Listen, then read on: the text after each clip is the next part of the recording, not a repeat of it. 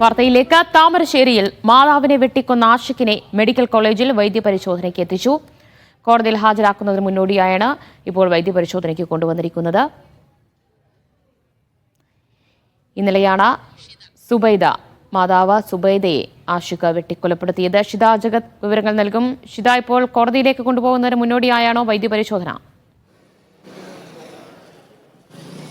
ദിവ്യ, വൈദ്യപരിശോധന പൂർത്തിയാക്കിയിട്ട് വേണം കോടതിയിൽ മജിസ്ട്രേറ്റിന് മുന്നിൽ ഹാജരാക്കാൻ. അതിന് പുറമെ തന്നെ ആഷിഖ് മദ്യലഹരിയിലായിരുന്നു, അല്ലെങ്കിൽ മയക്കുമരുന്നിന്റെ ലഹരി മരുന്നിന് അടിമയായിട്ടാണ് ഉമ്മയെ വെട്ടിക്കൊന്നതെന്നുള്ള ഒരു ആരോപണം നാട്ടുകാർ ഉന്നയിക്കുന്നുണ്ട്.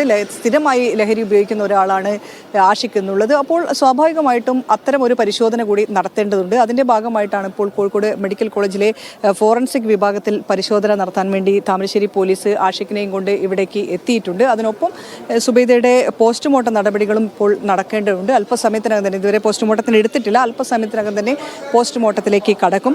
ആഷിഖ് ഇന്നലെ ഉച്ചയോടുകൂടിയാണ് ഉമ്മയെ തൊട്ടടുത്തുള്ള വീട്ടിൽ നിന്നും ഒരു കൊടുവാൾ വാങ്ങി, തേങ്ങ പൊതിക്കാനാണെന്ന് കാണിച്ചുകൊണ്ട് ഒരു കൊടുവാൾ വാങ്ങുകയും ഉമ്മയെ വെട്ടി കൊലപ്പെടുത്തുകയും ചെയ്തിരുന്നത്.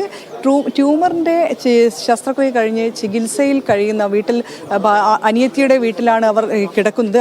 അവിടെ വെച്ചിട്ടാണ് ഈ കൊലപാതകം നടക്കുകയും ചെയ്തിരുന്നത്. എന്ത് കാരണത്താലാണ് ഉമ്മയെ വെട്ടിക്കൊലപ്പെടുത്തിയെന്നുൾപ്പെടെയുള്ള കാര്യങ്ങൾ ആഷിഖിന്റെ വിശദമായ മൊഴി പോലീസ് രേഖപ്പെടുത്തുന്നുണ്ട്. പ്രാഥമികമായുള്ള മൊഴി രേഖപ്പെടുത്തുകയും ചെയ്തിട്ടുണ്ട്.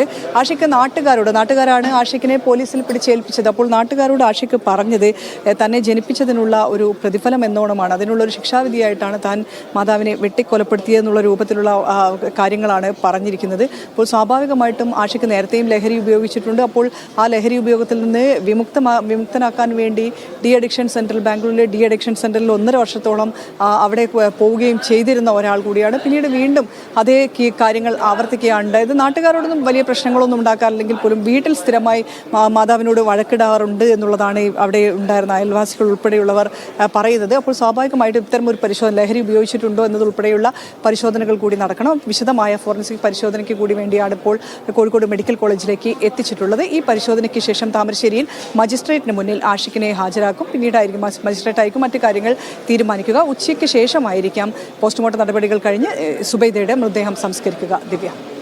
കോഴിക്കോട് മെഡിക്കൽ കോളേജിലേക്കാണ് ഇപ്പോൾ ആഷിഖിനെ കൊണ്ടുവന്നിരിക്കുന്നത്. കോടതിയിൽ ഹാജരാക്കുന്നതിന് മുന്നോടിയായുള്ള വൈദ്യപരിശോധന പൂർത്തിയാക്കാൻ വേണ്ടിയാണ് ആഷിഖിനെ കൊണ്ടുവന്നത്. ലഹരിക്കടിമയാണോ എന്ന് പരിശോധിക്കേണ്ടതുണ്ട്. അതിൽ കൂടി ഒരു വ്യക്തത വരുത്തേണ്ടതുണ്ട് പോലീസിന്. വിവരങ്ങളാണ് ഷിത ജഗത് നൽകിയത്.